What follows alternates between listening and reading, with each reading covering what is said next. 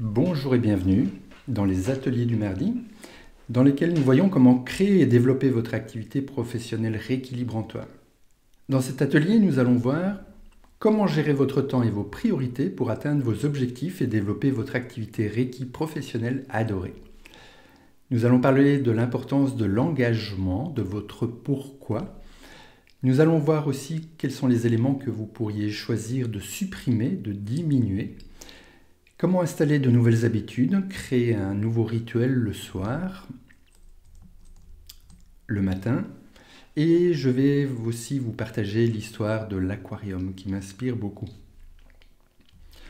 Donc je vous rappelle rapidement le contexte lorsque j'ai demandé quel est votre principal défi ou le plus gros problème que vous rencontrez actuellement pour créer ou développer votre activité professionnelle de praticienne ou enseignante Reiki.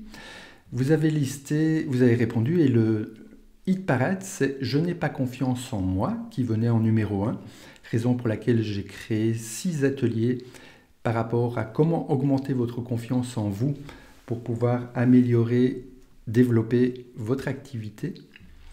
Le numéro 2 que nous abordons aujourd'hui, c'est le manque de temps. Et puis viendra le fait de supprimer la procrastination, c'est-à-dire cette habitude de reporter au lendemain. Le numéro 4, c'est « Je n'ose pas demander d'argent pour mes soins ». Et le numéro 5, c'est « Les gens sont sceptiques face au Reiki ». Donc aujourd'hui, nous sommes en lien avec le numéro 2 de votre défi, de votre problème actuel. Je manque de temps. Alors il est clair que nous avons toutes et tous 24 heures par jour, soit 86 400 secondes. Pas une de plus, pas une de moins. La particularité de cela, c'est que nous n'avons pas la possibilité de se dire « je vais en stocker quelques-unes aujourd'hui pour les utiliser demain », c'est tout simplement impossible. Donc la grande question qui apparaît, c'est qu'est-ce que nous décidons de faire de ces 86 400 secondes par jour? Et c'est une fameuse bonne question, n'est-ce pas? Qu'est-ce que nous décidons d'en faire?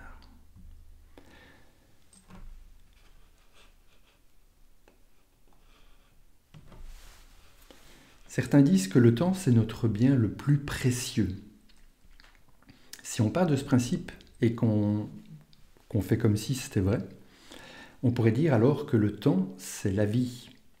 Et qu'est-ce que ça donne lorsqu'on a des expressions et qu'on utilise des affirmations comme « je n'ai pas le temps » et qu'on remplace le temps par la vie. Je n'ai pas la vie. J'ai perdu mon temps. J'ai perdu ma vie. Il m'a fait perdre ou elle m'a fait perdre mon temps. Il ou elle m'a fait perdre ma vie. Je ne dis pas que c'est 100% vrai cette histoire-là, mais c'est quand même drôlement intéressant, je trouve, de pouvoir regarder les choses de cette façon-là aussi. Alors, je vous invite à vous engager avec vous-même et à définir votre pourquoi. Notez pourquoi vous voulez gérer votre temps. Notez dans votre carnet pourquoi vous voulez gérer vos priorités. Notez dans votre carnet pourquoi vous voulez atteindre vos objectifs. Et puis, vous pouvez aussi noter pourquoi vous voulez développer votre carrière professionnelle. Et enfin, vous pouvez noter pour qui c'est important. Alors pour vous, certainement, ça semble couler de source, mais probablement aussi que votre engagement par rapport au fait de récupérer, entre guillemets, du temps quotidiennement pour pouvoir développer votre activité professionnelle, en sachant pourquoi vous le faites, c'est vraiment un moteur de motivation très important. Prenez le temps nécessaire, ça peut vous prendre quelques minutes à faire cet exercice et à noter les différents éléments. Pourquoi vous voulez gérer votre temps, gérer vos priorités, atteindre vos objectifs, développer votre carrière. Pour qui est-ce que tout cela est important? Vous pouvez peut-être aussi garder à l'esprit que si vous ne travaillez pas sur vos priorités, vous travaillez sur les priorités des autres. C'est la raison pour laquelle je vous invite à observer et à lister tout ce que vous pourriez supprimer ou diminuer dans votre emploi du temps quotidien. Par exemple, il peut être très intéressant de prendre un temps spécifique pour répondre aux mails, aux courriels. Je vous invite à enlever toutes les notifications, les bips et les autres alertes qui peuvent vous interrompre dans votre activité à laquelle vous êtes occupé pour aller voir qu'il y a un mail qui est rentré. Peut-être que vous allez lire le mail et puis que vous allez décider d'y répondre plus tard. C'est du temps perdu à différents niveaux. D'abord parce que vous venez d'être distraite, vous venez de perdre votre concentration par rapport à la tâche sur laquelle vous étiez occupé. Vous venez de lire le mail et si vous n'y répondez pas tout de suite, eh bien, vous allez devoir le relire une deuxième fois au moins avant d'y répondre ou de le supprimer. Une autre idée aussi, et je vous invite à la tester, c'est de ne pas répondre aux mails le matin. Pourquoi ? Parce qu'en général, pour 80% des gens en tout cas, le matin, c'est la période durant laquelle nous sommes les plus créatifs, les plus productifs, les plus efficaces. Et donc, décidez du moment dans la journée, et plutôt l'après-midi, durant lesquels vous allez consulter vos mails et puis après, soit les supprimer, soit y répondre, soit, le cas échéant, les transmettre à quelqu'un d'autre pour qu'il puisse y répondre. Vous pouvez aussi décider de supprimer ou de diminuer le temps que vous consacrez à la lecture ou lecture des journaux ou bien les journaux parlés et télévisés, ce que j'appelle les mauvaises nouvelles. Pour ma part, ça fait maintenant plus de 10 ans que je n'ai plus de télévision et parce qu'avant, je passais au moins 1h30 par jour, rendez-vous compte, 1h30 par jour, à regarder les différentes informations, les mauvaises nouvelles, donc comme je les appelle, pendant une demi-heure sur la chaîne belge, pendant une demi-heure sur la chaîne luxembourgeoise, puis une demi-heure encore sur la chaîne française. Et pendant 1h30 minimum par jour, je consacrais ce précieux temps à me remplir d'images, de sons, de tout ce qui se passe sur la planète, de ces mauvaises nouvelles qui ont un impact important dans mon corps mental, dans mon corps physique, dans mon corps émotionnel. Et donc, peut-être que vous aussi, vous pourriez décider de faire une diète de ces nouvelles. Donc là, je ne vous dis pas de ne plus être informé de ce qui existe sur la planète. Hein. C'est pas mon cas non plus, je me tiens au courant de ce qui se passe, mais seulement je vais chercher sur Internet, quand je le décide, au moment où je le décide, des informations sur les réseaux qui m'intéressent et que je choisis. Donc là, vous pouvez faire encore une belle économie de temps aussi. Et en plus de ça, vous allez certainement constater, comme moi et beaucoup d'autres personnes qui l'ont fait, que ça améliore votre qualité de vie aussi. Alors, ce qui serait intéressant, peut-être pendant quelques jours, c'est que vous preniez le temps de noter ce que vous faites de votre temps. Alors, ça peut sembler un peu contradictoire de passer du temps à noter vos différentes tâches pendant quelques jours, mais peut-être que ça vous permettra de vous situer aussi par rapport à une étude qui a été faite en 2021, en France en tout cas, où là, ils sont arrivés à la conclusion qu'en moyenne, un adulte passe 5h15 par jour devant un écran. Ça pourrait être intéressant de pouvoir aussi identifier ça en ce qui vous concerne. Est-ce que vous êtes dans cette moyenne? Est-ce que vous êtes au-dessus, en dessous? Et d'ailleurs, la plupart des appareils maintenant, des smartphones, vous permettent de facilement pouvoir consulter et connaître le temps que vous avez passé devant l'écran de votre smartphone. Mais quand je parle de temps d'écran, c'est tous les écrans confondus. Donc c'est smartphone, c'est ordinateur, c'est télévision. Et en parlant de télévision, ce serait intéressant aussi que vous puissiez honnêtement avec vous-même lister et enregistrer, noter le temps que vous passez à regarder des films, des séries, des émissions télévisées et combien de temps vous passez en moyenne par jour sur les réseaux sociaux. Alors, l'idée, ce n'est pas forcément de tout supprimer ce que vous faites actuellement. Hein. Ça peut être divertissant et intéressant de regarder un film, une série, une émission télévisée ou de passer un peu de temps sur un réseau social que vous appréciez. Mais l'idée, c'est vraiment de le faire en conscience, en décidant du temps que vous allez y consacrer. Et pour ça, aujourd'hui, avec les smartphones, eh bien, il y a des alarmes que vous pouvez activer, hein, une minuterie par exemple, en se disant je vais sur tel réseau social et je choisis d'y passer maximum 30 minutes. Vous activez votre minuteur sur votre smartphone et lorsque ça sonne, après 30 minutes, eh bien, vous décidez d'interrompre ça. Et donc soyez très sélectif aussi par rapport aux films, aux séries, aux émissions télévisées en vous posant la question, Est-ce que le temps que j'y consacre est vraiment important? Et dans quelle mesure est-ce que je pourrais en récupérer une partie de ce précieux temps pour développer mon activité? Nous sommes des êtres d'habitude et donc il est intéressant aussi de pouvoir choisir par rapport à la gestion du temps et des priorités, d'installer de nouvelles habitudes. Et peut-être, pourquoi pas, d'installer une habitude, un rituel du soir. Vous pouvez par exemple noter en fin de journée ce que vous avez réalisé aujourd'hui et peut-être aussi ce que vous aviez prévu de réaliser mais que vous n'avez pas fait et que vous décidez consciemment de reporter au lendemain ou à plus tard. Vous pouvez noter aussi le soir quelles sont les tâches importantes que vous allez réaliser le lendemain, ce qui vous permet d'avoir l'esprit beaucoup plus dégagé pour amorcer la phase d'endormissement, puisque vous savez que vous avez noté cela et que vous allez le retrouver le lendemain. Eh bien, vous pouvez donc soulager votre mental par rapport aux différentes actions à réaliser le lendemain. Vous pouvez aussi, je vous y invite, à sélectionner les activités que vous allez faire avant d'aller dormir. Ça peut être très intéressant d'avoir des activités plutôt calmes qui vous conviennent avant d'aller dormir, de telle façon à avoir une nuit qui soit un sommeil qui soit le plus récupérateur possible et que vous ayez un maximum d'énergie, d'enthousiasme et de motivation le lendemain pour accomplir vos différentes tâches que vous avez décidé de mettre en œuvre. Vous pouvez aussi choisir, c'est peut-être pas forcément facile au début, mais je vous invite à faire l'expérience, de décider de choisir d'aller dormir plus tôt. Vous pouvez peut-être commencer avec une demi-heure plus tôt, et puis allonger au fur et à mesure. Vous allez voir que c'est réaliste et bienfaisant finalement pour beaucoup de personnes d'aller se coucher 45 minutes plus tôt et puis après 1 heure plus tôt, ce qui va vous permettre le lendemain de vous lever 30 minutes et puis 45 minutes et puis 60 minutes plus tôt le matin.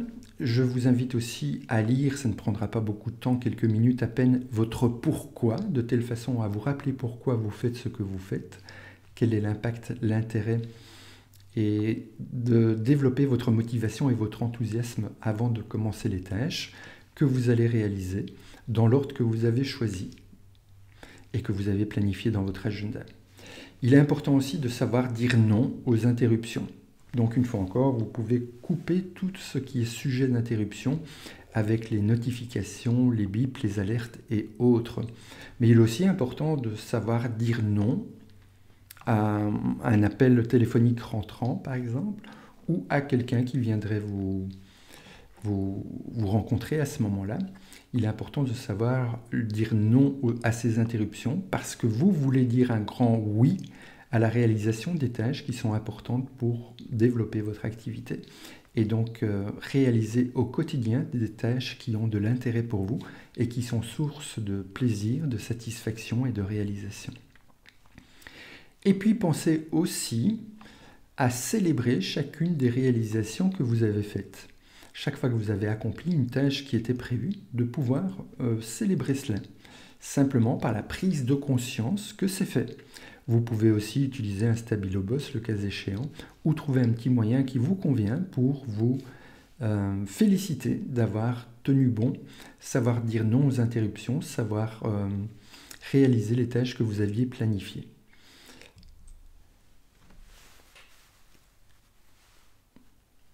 L'histoire suivante se passe dans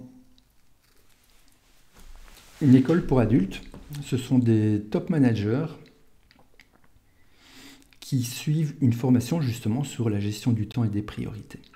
Et ils sont tous prêts dans la classe de cours et ils attendent impatiemment un expert en la matière, un professeur d'un certain âge déjà, qui arrive et qui les salue. Il leur dit bonjour. Et les managers, les chefs d'entreprise sont prêts, ils sont très excités de découvrir quelles sont les astuces efficaces concernant la gestion du temps et des priorités. Et le vieux professeur s'installe derrière son bureau et sans rien dire, il se baisse et il va chercher un aquarium. Un aquarium rectangulaire, transparent bien sûr, en verre, un aquarium qu'il dépose sur le bureau. Et puis il se baisse sous le bureau et il va chercher un seau dans lequel se trouvent des gros galets. Vous savez, comme ces gros galets qu'on peut trouver sur certaines plages. Et tranquillement, calmement, il prend les galets qui sont dans le seau et il les dépose, les uns après les autres, dans l'aquarium, jusqu'au moment où l'aquarium est plein à ras-bord. Et là, il regarde les participants de sa formation et il leur demande « Est-ce que selon vous, l'aquarium est rempli ?» Et là, la plupart des participants lèvent la main et crient « Oui, oui, oui, oui, oui, l'aquarium est maintenant rempli. » Le vieux professeur secoue la tête de droite à gauche, il fait non de la tête et silencieusement, il se baisse sous le bureau. Il va chercher un plus petit seau dans lequel se trouvent des petits graviers. Et précautionneusement, calmement, il laisse couler les petits graviers qui glissent et qui vont s'installer entre les gros galets. Et il vide le seau de petits graviers jusqu'au moment où les graviers arrivent à ras-bord de l'aquarium. Il regarde les participants et il leur pose la question. Est-ce que selon vous, l'aquarium est maintenant rempli ?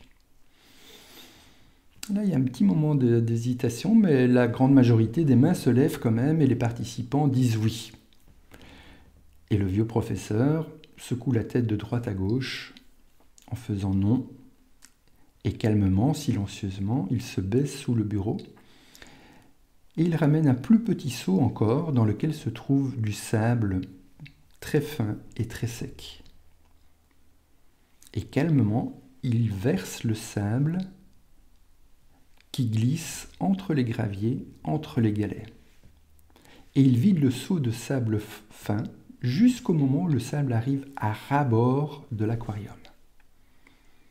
Il lève la tête et il pose la même question. Est-ce que selon vous, maintenant, l'aquarium est rempli ? Les participants hésitent un petit peu plus et quelques-uns finissent par dire oui. Le vieux professeur secoue la tête de droite à gauche et sans rien dire, calmement, il prend la cruche d'eau qui se trouve sur le bureau et il verse l'eau dans l'aquarium, jusqu'au moment où l'eau arrive à ras-bord. Et il pose à nouveau la question. Est-ce que selon vous, l'aquarium est rempli maintenant ? Et là, les participants disent oui. Et le vieux professeur acquiesce. Il dit oui, vous avez raison. Maintenant, l'aquarium est rempli. Que retenez-vous de cette expérience ? Leur demande-t-il. Et là, il y a un participant qui lève la main tout excité, qui dit « Moi, j'ai compris. » Ça veut dire que lorsque nous avons rempli notre agenda de différentes tâches et que nous croyons que nous n'avons plus de place, nous en avons encore pour ajouter des tâches supplémentaires. Le vieux professeur le regarde tous les participants en disant « Non, ce n'est pas cela. Ce que je souhaite que vous reteniez de cette expérience, c'est que si vous ne mettez pas vos gros galets en premier dans votre aquarium, vous ne pourrez plus jamais les mettre par la suite. Quels sont vos gros galets que vous voulez placer en premier dans votre aquarium ? Quelles sont les tâches prioritaires que vous voulez placer en premier dans votre agenda ? Et le vieux professeur quitte la classe.